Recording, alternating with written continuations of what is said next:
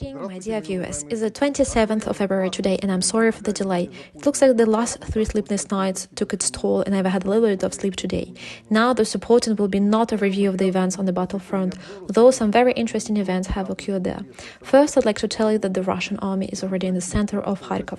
The city hasn't still been mopped up actually, but there are no doubts already that today it will be cleaned out from the military men of the armed force of Ukraine who have installed there hiding behind the non-combatants. My first piece of material today will be dedicated to the city of Akhtyrka, where by all appearances, and I now have all the proofs to affirm it, it was the local territorial guards who have provoked the fatalities among the local non-combatants.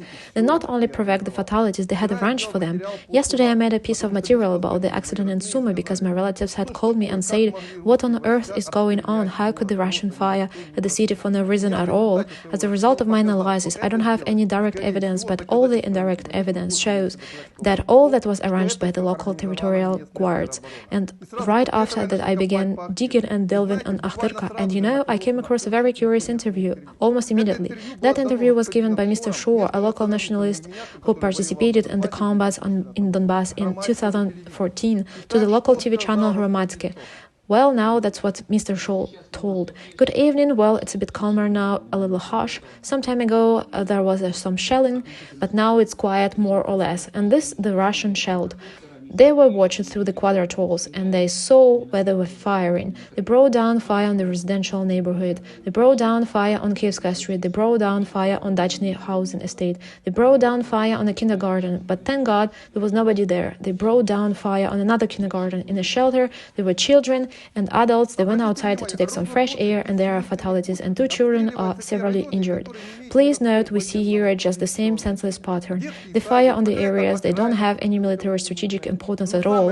A kindergarten, a suburb of no interest strategically, but the most important thing that has been said is shelling and the quadrator. Everything was coordinated through the quadrator. I'd like to draw your attention once more to Mr. Shor's words. People went in a shelter and then went outside to take some fresh air, and immediately there was a shelling. And here I'd like to add to Mr. Shor's words what had been told by those people who were in the shelter. They said that before the accident, the territorial guards had declared that the firing was expected, and then they literally herded people into the shelter. And naturally, everybody ran there. They sat there for a while, and there was no firing. They went out to take a fresh air, and there was a shelling right straight away, shelled through us. By the way, my opponents told me the same about the accident in Sumy too, that the Russian had used shell throwers.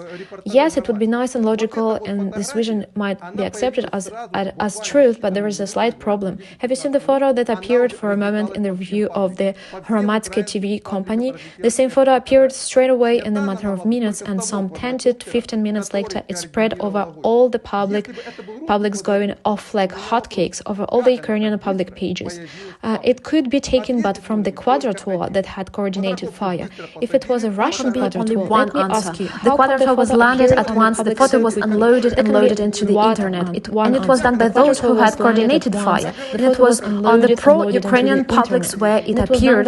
There is nothing more to be said. What else proofs do you want? All that was arranged by the territorial guards of Akhtyrka. Preparing their provocation, they first herded people into the shelter watching the process through a quadrator. And as soon as people went out to breathe some fresh air, there was a shelling straight away, just as was mentioned by Mr. Shor. The same provocation pattern, but already with fatalities in Akhtyrka. And I'm absolutely sure you know that if we start analyzing closely all this provocation takes place in different Ukrainian cities, we will find the same pattern, because the nationalists who have been using this pattern in Donbass for 7 years now are doing the same in the Ukrainian city. Have been using this pattern in Donbass for 7 years now are doing the same in the Ukrainian cities. Can't you see, my dear fellow countrymen, they aren't defending you, they are shielding themselves with you, and you are a human shield for these wits, whether in Sumy or in Akhtyrka. And this is a very illustrative material to be shown in the Western mass media.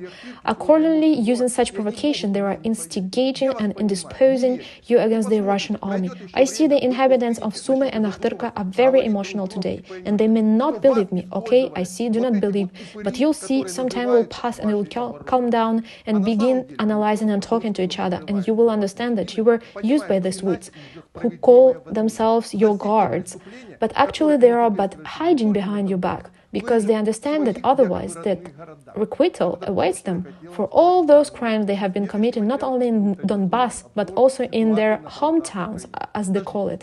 That's what I wanted to tell you in this video.